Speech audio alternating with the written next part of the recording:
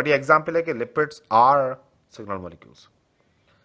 इसके अलावा जब कभी दर्द होता है, तो जब भी कभी चोट लगी, तो सरफेस की जो सेल्स हैं उनकी मेम्ब्रेन में मौजूद एक फॉस्फोलाइपेज A2 एंजाइम एक्टिव हो गया और मेम्ब्रेन में मौजूद लिपिड में से एक टेल को काट देगा जिसमें अरेकिडोनिक फैटी एसिड था। और यही एरेकिडोनिक फैटी एसिड कॉक्स 1 और कॉक्स 2 की हेल्प से PGH2 में कन्वर्ट हो जाता है, प्रोस्टाग्लैंडिन्स। और इन्हीं से कई तरह के थ्रोम्बोक्सेन, PGD, प्रोस्टासाइक्लिन्स, PGE, PGF, ये डिफरेंट काइंड के आपके सिग्नलिंग मॉलिक्यूल्स हैं जो जनरेट होते हैं और आपकी बॉडी को बताते हैं दर्द हुआ, दर्द हुआ। दर्द को रोकना हो तो भाई ब्रूफेन खा लो। ब्रूफेन स्टीरॉयड नहीं है बाय नेचर। ऐसे दर्द निवारक दवाइयां जो स्टीरॉयड नहीं होती उन्हें हम लोग NSAID कहते हैं, non steroid anti inflammatory drugs. Brufen उसका एग्जाम्पल है, एस्पिरिन भी ऐसी। तो NSAIDs असल में इन्हीं एंजाइम्स को काम करने से रोकते हैं, कॉक्स 1 या कॉक्स 2 को। तो अगर ये एंजाइम काम नहीं करेंगे तो प्रोस्टाग्लैंडिन्स बनेंगे नहीं तो दर्द नहीं होने का। बट दर्द होना भी जरूरी है। जब आप एनर्जी का वर्जन देखते हो कि फैटी एसिड एनर्जी प्रोवाइड करता है, तो फैटी एसिड से एनर्जी निकालने के लिए जनरली माइटोकॉन्ड्रिया और पेरोक्सिसोम्स या फिर जो ग्रोइंग सीड्स होते हैं, जर्मिनेटिंग सीड्स, उनमें ग्लाइकोसोम, ये है जहां पर रिएक्शन होती है। शुरुआत में फैटी एसिड को तोड़ करके छोटे छोटे एसिटाइल को एंजाइम बनाए जाते हैं। प्रोसेस का नाम है बीटा ऑक्सीडेशन। माइटोकॉन्ड्रिया में इस स्टेप से भी एटीपी मिल जाते हैं हमें इनडायरेक्टली, लेकिन पेरोक्सिसोम में या ग्लाइकोसोम में एटीपी नहीं मिलते इससे। फिर जो एसिटाइल को एंजाइम ए है वो बाद में टीसी साइकिल में जाएगा, सिट्रिक एसिड साइकिल में, और फिर इससे और इलेक्ट्रॉन्स निकलेंगे और उनसे और एटीपी मिलते हैं। ये जो आप दिया जला रहे होते हो, मत बोलो इस दिए में तो आप तेल का इस्तेमाल कर रहे हो। ये तो आपने तेल को तो अपनी लाइफ में देखा है पहले से। भाई बिजली तो अब आई है। अगर ये हम पीछे जाएं तो हमारे दादाओं के टाइम में ही हम लोगों ने दिए जलते हुए देखे हैं। और अगर और पीछे जाएं तो तब तो बिजली थी भी नहीं। पूरी दुनिया में जो रोशनी थी वो केवल तेल के ऊपर डिपेंड थी। और उस टाइम जो स्पर्म वेल होती है उसका तेल इस्तेमाल किया जाता था जलाने के लिए, या फिर सरसों के तेल का। अब आती है बात आइसोप्रीन की। चाहे मिर्च की बात हो, चाहे टमाटर की, चाहे खुशबू होगी, आइसोप्रीन और उसका डेरिवेटिव बड़ा इंपॉर्टेंट है। ज़्यादातर हर्ब्स में जो आपको स्मेल मिलती है वो इसी की है। आइसोप्रीन ये है इसका बेसिक फंडामेंटल बिल्डिंग ब्लॉक। जो मैं तुमसे कहा था कि जो बच्चों के खिलौने आते हैं लीगोस, तो ये लेगो का एक कंपोनेंट मान लो। ऐसे ऐसे पीस जुड़ करके बहुत कुछ बना डालते हैं। तो इस पीस का स्ट्रक्चर याद रखना है आपको। स्ट्रेट चेन में 4 कार्बन है, किनारे वाले दोनों कार्बन डबल बॉन्ड से जुड़े हुए हैं, और फिर सेकंड नंबर के कार्बन पर एक मिथाइल ग्रुप बाहर निकला हुआ है। अब अगर इस डायग्राम को देखो तो इसमें ऐसी ऐसी 2 यूनिट जुड़ करके एक ये पूरा मॉलिक्यूल तैयार हो गया। ये मोनोट्रपीन है। जब 2 आइसोप्रीन जुड़ जाते हैं तो 10 कार्बन का जो कंपाउंड बनता है उसे बोलते हैं मोनोट्रपीन। लिमोनिन जैसे कि नाम बता रहा है, लेमन की खुशबू। सिट्रोलिनल ये भी लेमन में पाया जाता है। मेंथोल ठंडा ठंडा कूल कूल। कैम्फर, पाइनिन जो पाइन्स की स्मेल है, कैम्फर भी आपको पता होगा। तो ये सब चीजें जो हम हैं ये मोनोट्रपीन के एग्जांपल्स हैं। इसके अलावा ट्राइट्रपीन, ट्राइट्रपीन में 30 कार्बन होंगे। तो 30 कार्बन का मतलब है कि 6 आइसोप्रीन जुड़ करके। स्क्वालिन, लेनोस्टिरोल्स, सेस्क्विटरपीन्स, डाइट्रपीन्स और टेट्राट्रपीन्स जैसे कि लाइकोपिन। लाइकोपिन ये है जो आपके टमाटर का रंग देखने को मिलता है आपको। ये रेटिनल ये आपके डाइट्रपीन्स में आता है। रेटिनल वो है जो आपके विटामिन ए से बनता है। गिबरेलिक एसिड जो आपका प्लांट हार्मोन है। ये सब ऐसे ही हैं आइसोप्रीन के derivatives. Vitamin E, vitamin K, warfarin जो कि ब्लड एंटीकोगुलेटिंग एजेंट है। यूबिक्विनोन माइटोकॉन्ड्रिया में electron transport channel carrier. Plastoquinone chloroplast की चैन में पाया जाने वाला electron transport carrier. Dolichol carbohydrate को देने वाला, एंडोप्लाज्मिक रेटिकुलम में कार्बोहाइड्रेट को जो कैरी करता है एन लिंक्ड ग्लाइकोसाइलेशन के लिए, वो डोलिकोल है। ये सब एग्जाम्पल हैं आपके आइसोप्रीन के डेरिवेटिव्स के। तो देखो विटामिन भी आ गए इसके अंदर सारे। यहां तक कि जो आपका कोलेस्ट्रॉल है, कोलेस्ट्रॉल भी आइसोप्रीन से बनता है। और फिर इसी कोलेस्ट्रॉल के मॉडिफाइड होकर के cortisol, testosterone, progesterone, estradiol, colic acid और डिऑक्सीकोलिक एसिड ये आपके बाइल जूस में मिलते हैं, तो ये आपके हॉर्मोन्स थे ऊपर वाले। विटामिन डी, और ये आपका लिपिड का डायग्राम दिखा रखा है जो आर्कियोबैक्टर में मिलता है, इसकी बात मैं पहले ही कर चुका हूं।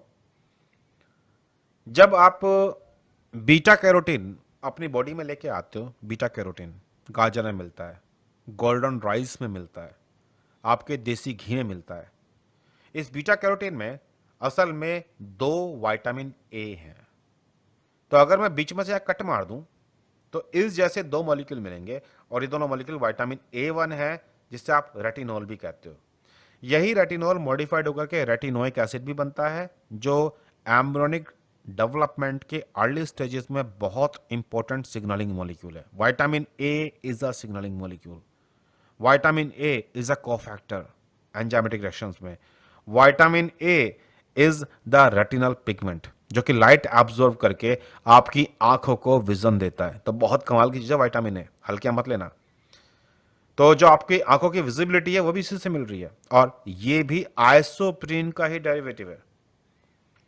अब जो आपका ब्लड ग्रुप था, आरबीसी की मेम्ब्रेन पर ये कार्बोहाइड्रेट वाले स्फिंजोलिपिड्स हैं।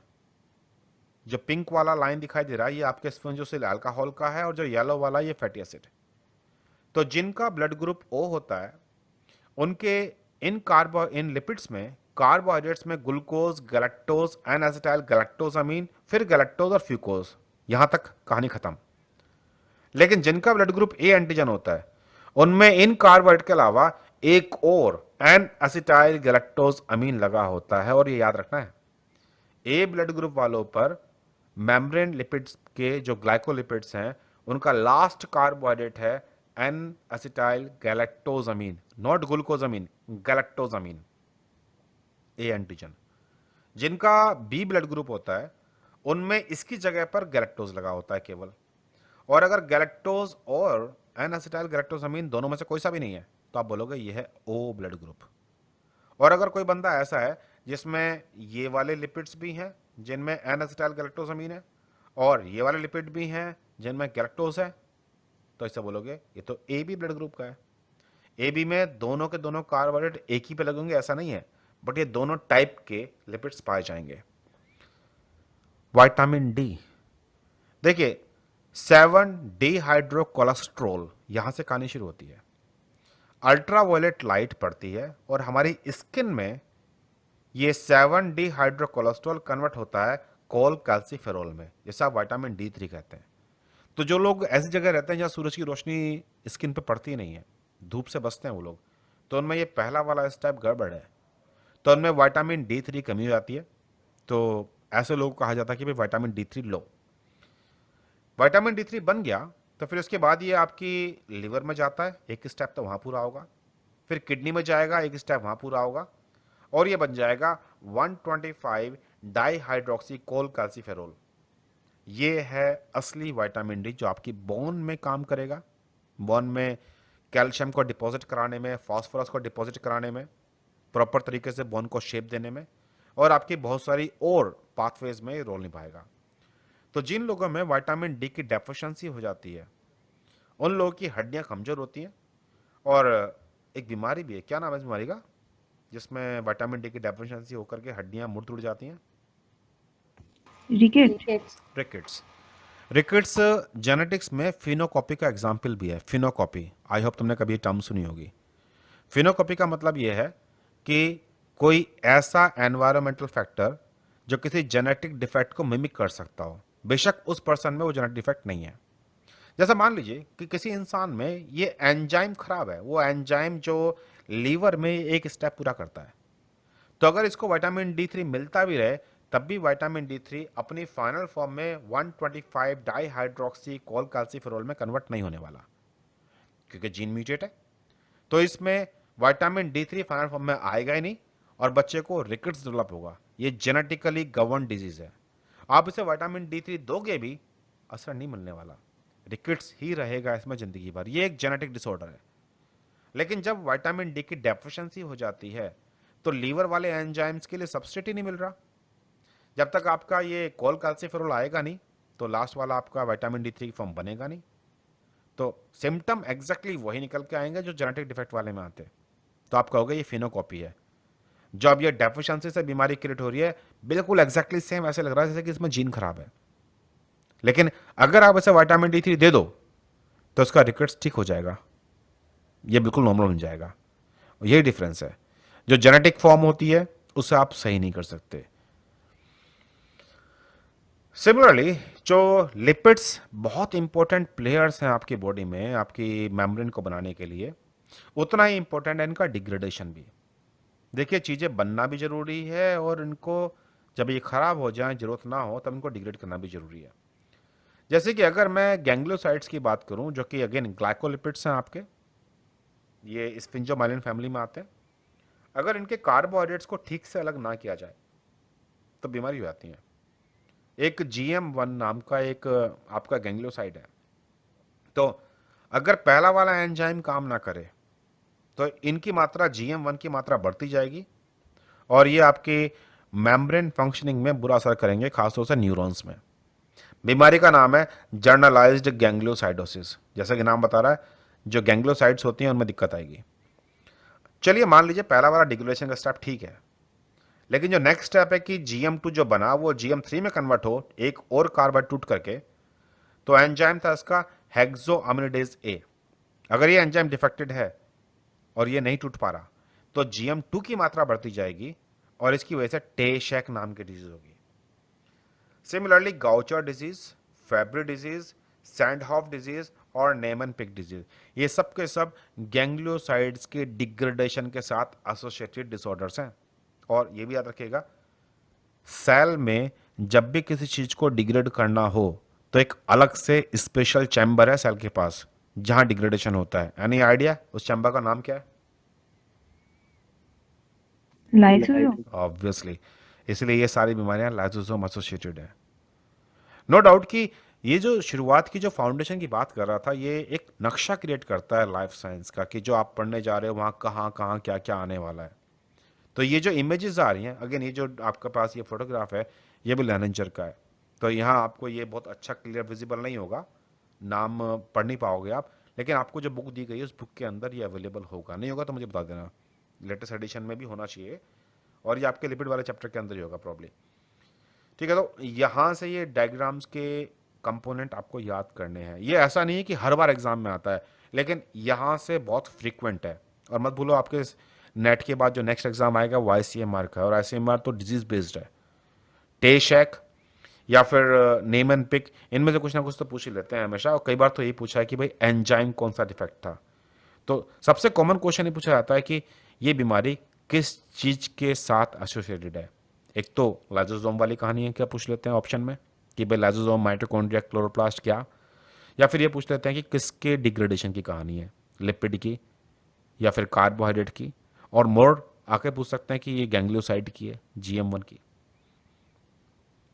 ये डायग्राम हम लोग दे चुके हैं पहले भी अलग तरीके से कि फॉस्फोलाइपेज A2 जब किसी को चोट लगी तो जिस जगह पर वो चोट का फिजिकल स्ट्रेस पहुंचा है वहां पर फॉस्फोलाइपेज A2 ने एक्टिव होकर मेम्ब्रेन के लिपिड को तोड़ दिया। और जिस लिपिड को सेलेक्टिवली तोड़ा है उसने, वो है जिसमें एराकिडोनिक एसिड है।